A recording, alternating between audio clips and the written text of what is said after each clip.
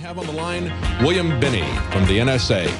With over 30 years of experience, William Binney saw what the government was doing immediately after September 11th, and he became a whistleblower. He resigned, and we want to talk to him right now about what happened in the aftermath of that. Mr. Binney, when you resigned as your position at the NSA, you were in a very high position. You were technical director with global responsibilities.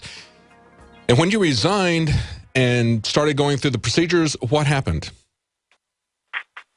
Well, first of all, I was going to leave there because of all the corruption and fraud and waste internally in NSA. After 9/11, I was thinking about sticking around there and to try to get the bad guys, of course. But then when I found out they were starting to do the spying on everybody in the United States, I felt I had to get out of there because I couldn't be a party to that. I would be an accessory to subverting the Constitution, which, incidentally, in my view, that's what everybody's doing, including that the judge who just ruled that it's lawful. Yes. I mean, he isn't ruling that it's constitutional. He's just ruling that it's lawful, and he should at least think about what he's ruling there. At any rate, good point. That's my view of that. But so I had to get out of there as quickly as I could, and when I did, we were trying to get jobs throughout the community to try to get the right thing done, and also to go to the committees and the inspector generals of different agencies, like the Department of Defense and the Department of Justice. Plus, we attempted to see Chief Justice Rehnquist about that, and in the process, what we did was raise the government knowledge that we were in fact doing this, and which they didn't want to do. They didn't want anybody to know about this. They were trying to keep it secret. That's why because it was all illegal and they all knew it, and that's why the telecoms had to get retroactive immunity for all the crimes they were committing. Yes, yes. And let me stop you right there. I think that's a large part of what CISPA is about. Because they're already spying on people. CISPA is really just about giving them immunity from lawsuits from citizens, right? Yes, to a large there's degree. A number of lawsuits now against the Internet service providers, and they've got to give them retroactive immunity just like they did telecoms. Yes. If they don't, they're going to be in court with the lawsuit, and that they don't want to happen. So but it's all been illegal from the beginning. That's why they've been hiding it. So what happened after you started that now you get their attention, they see that you were complaining about what they're doing and you're exposing that they're acting unlawfully, unconstitutionally, then what happens? Well, the FBI, they sent the FBI at us to raid us on the 26th of July of 2007. And the reason they did it then was it was the morning of the second day after Attorney General Gonzalez' testimony to the Senate Judiciary Committee on the terrorist surveillance program that the president had. And he only talked about the warrantless wiretapping. He didn't talk about the data mining or the Internet or any of the other programs that were running. And they were afraid, since we had a record of going down and talking to committees, they were afraid that we would go down there and tell the Judiciary Committee all of the things that Attorney General Gonzalez never talked about. And so they didn't want that coming out, principally the program Stellar Wind. That's what the hospital visit was all about with Ashcroft. So that's one of the main reasons they raided us, and they basically wanted to intimidate us and keep us quiet. But in the process after that, they attempted 3 different times to indict us all. That is all the whistleblowers who signed the DOD-IG complaint back in 2002. That was Ed Loomis, Kirk Wiebe, me, and also Diane Rourke, who used to be the House Intelligence Committee senior staffer with the NSA account.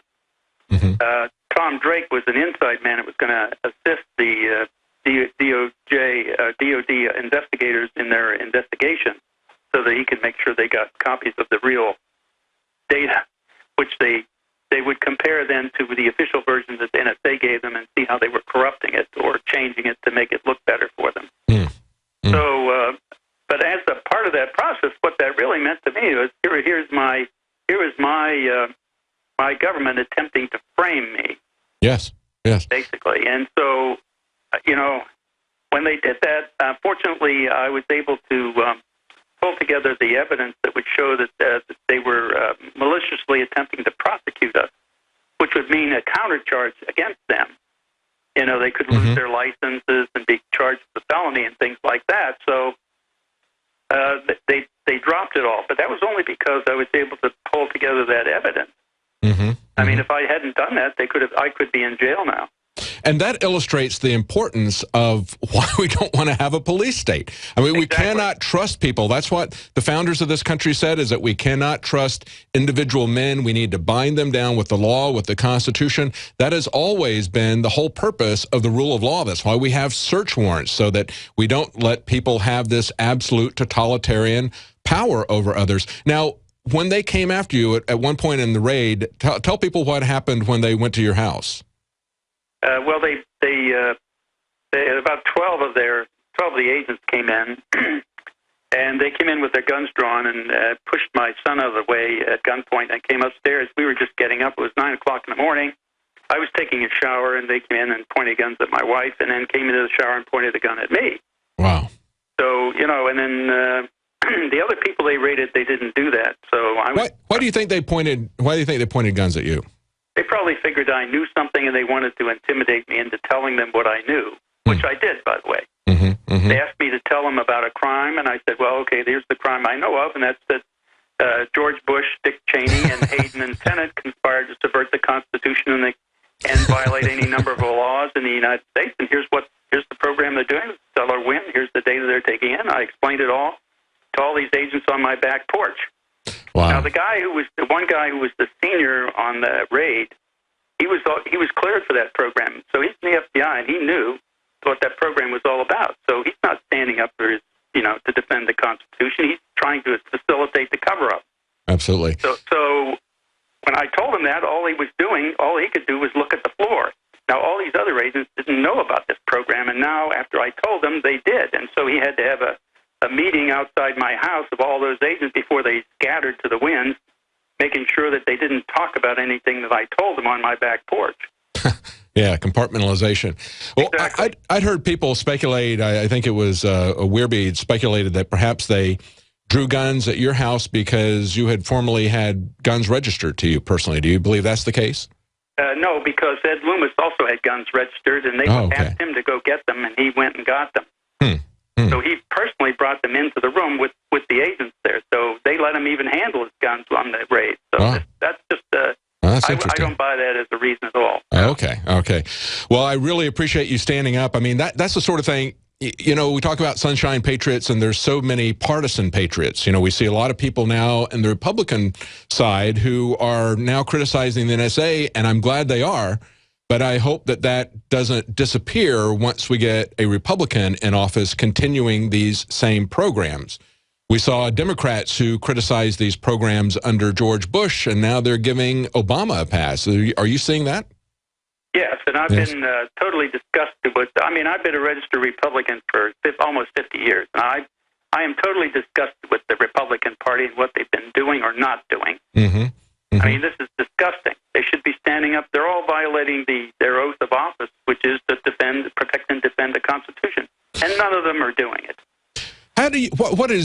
What do you see as the solution to this? Where do we go from here? What is the best case scenario that you see working out in this NSA? How do we get control of this again? Well, I believe we have to elect people who will ensure and make every effort to defend the Constitution against all of these wrongdoings that people have been perpetuating over the last 12 years. I mean, we have to hold these people accountable in court. We can't let them. They have to go to court and explain what they've done and why they did it. Yes. But we kind of see that as a bipartisan thing. I mean, we just saw that Obama came out and said that these NSA collections were going on under Bush, and basically giving him a pass for that, just like he gave him a pass for Gitmo on other issues. Exactly. He shouldn't be getting a pass for anything. He should be in court. Yeah, absolutely. And I would assume that you would also think that James Clapper should be in court for lying to Congress. Well, among other things, sure. Yeah, among other things. That's one of the least of the things that he's done, right, is to lie to them. But, you know, he was lying about the crime. So it's not just that he gets a pass for lying or that he gets prosecuted for lying, but actually the crime is like somebody saying that they didn't commit the bank robbery, and really the biggest crime is not the lie about the bank robbery, but the bank robbery itself.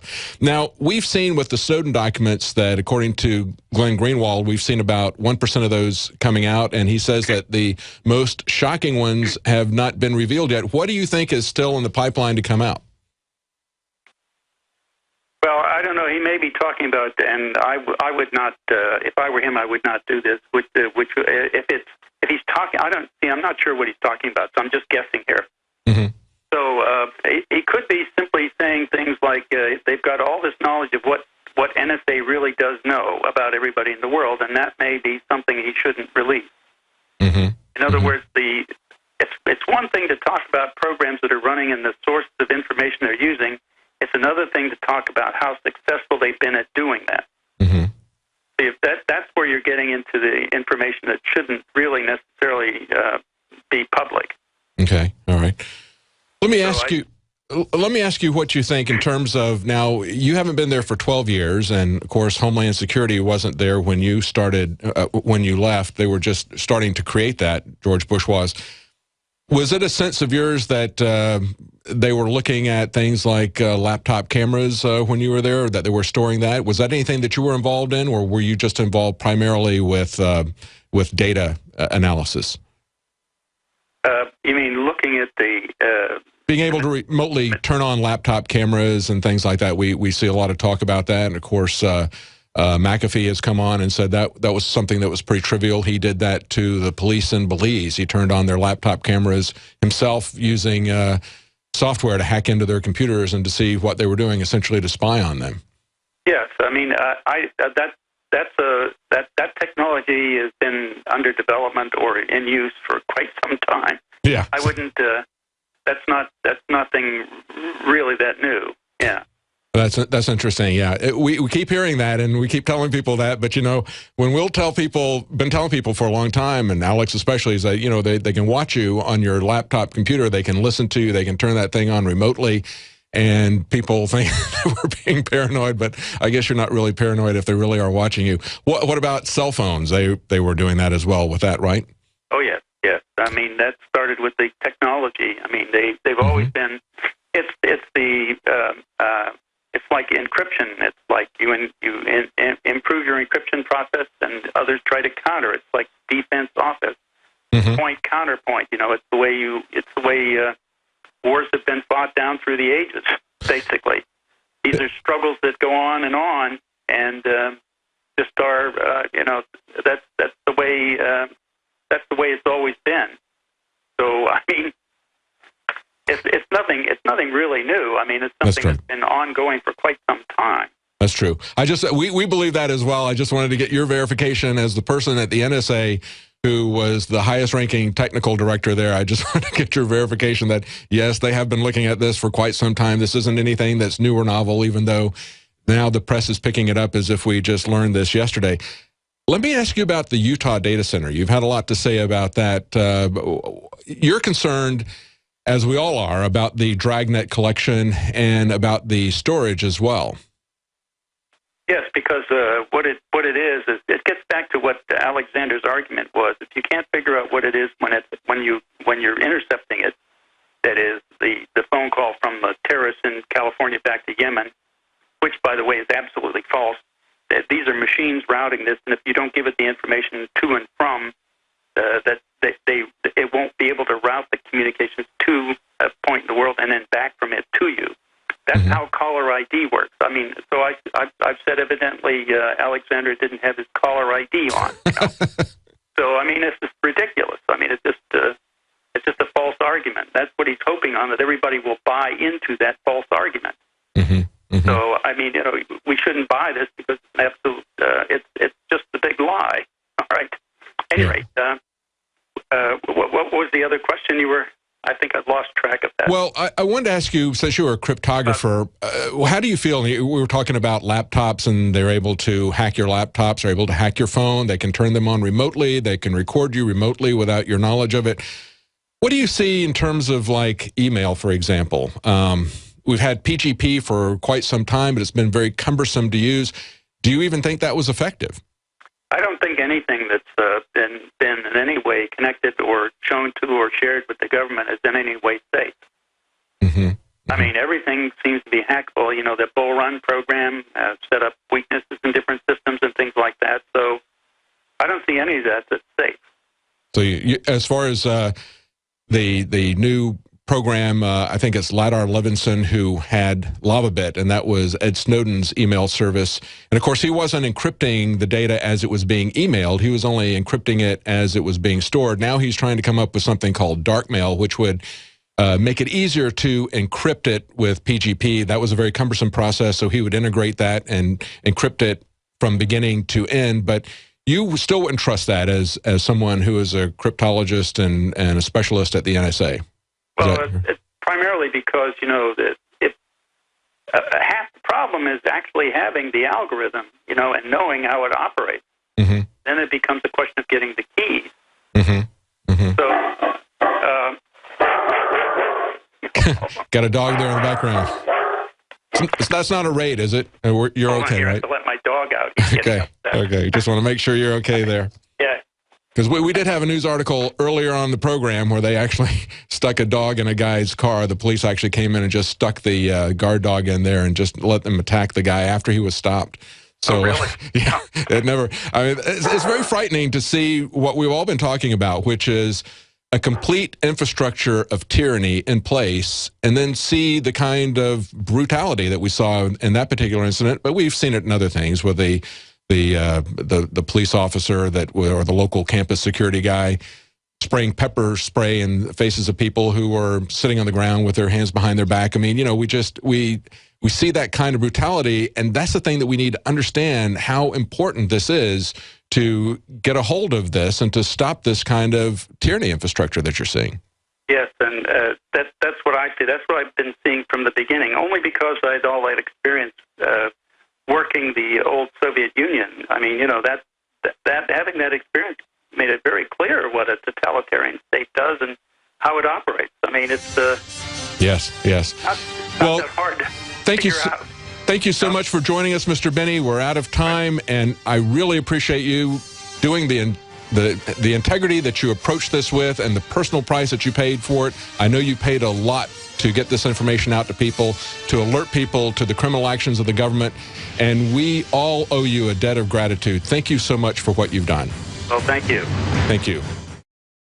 The facts are in. The studies are legion. Sodium fluoride and other toxic members of the fluoride family are devastating the health and cognitive ability of the American people. So why are the social engineers adding it to the water? Simple. Dumb down the host population that the parasitic technocracy is feeding on. We may not have been able to get fluoride out of the water supply yet, but we can help to get it out of our bodies. I am extremely excited to announce the exclusive InfoWars Life Fluoride Shield formulation, fusing 6 of the best documented ingredients from around the world to help the body remove not just toxic fluoride residues from the body, but a whole host of toxic substances. Let's take a stand against the globalists by blocking their poisons with Fluoride Shield. I use Fluoride Shield every day. Secure your Fluoride Shield and other pioneering formulations at InfoWarsLife.com today. Let's start cleansing our bodies now and support the InfoWar at the same time. That's InfoWarsLife.com.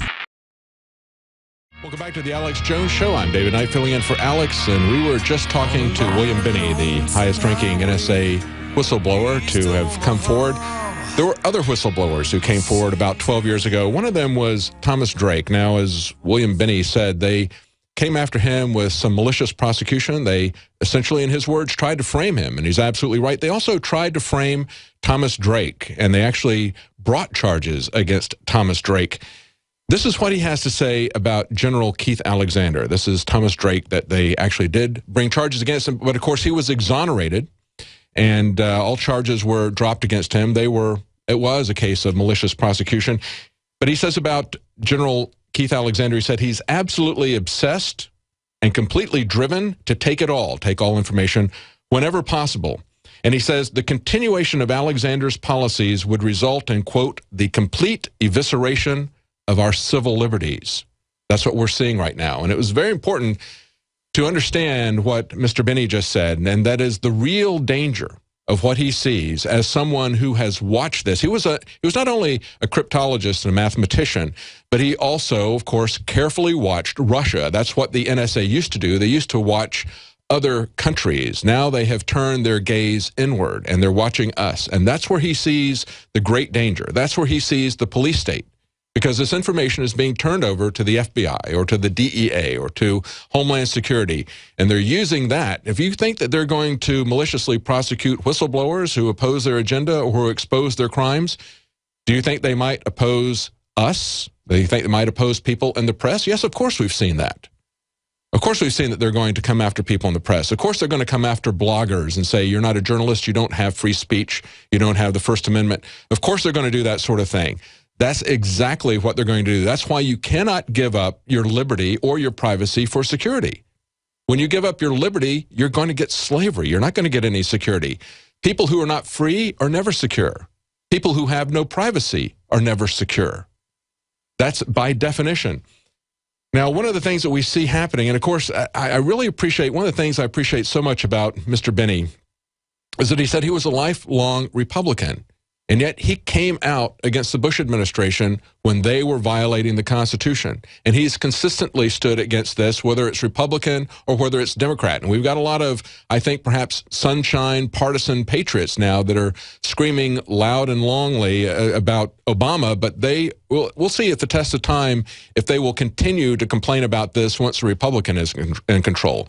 And, of course, we've got a lot of Republicans like Peter King who just say, or Mike Rogers, they want it hard. They want it fast. They want it deep. They want the police state, and they're doing everything they can to bring that about. So we need to be very, very wise about the choices that we need to make. We need to not be fooled by this left-right spectrum. We need to not be fooled by the Democrats and Republicans. We need to look at what these people stand for and who they stand with. Are they being bought out by the military-industrial complex that is financing this stuff, that's running it? Are they participating in corporate espionage for these American corporations? That's another accusation of the NSA, that they are turning this information over, that they're spying on other countries and other companies, and they're using the NSA to get corporate information, corporate espionage. There's a lot of money involved in this, and we need to be aware of what the motivations of the global elite are. We need to be aware of what's going on with the Trans-Pacific Partnership and these things that are being done in secret as we come up into this new year.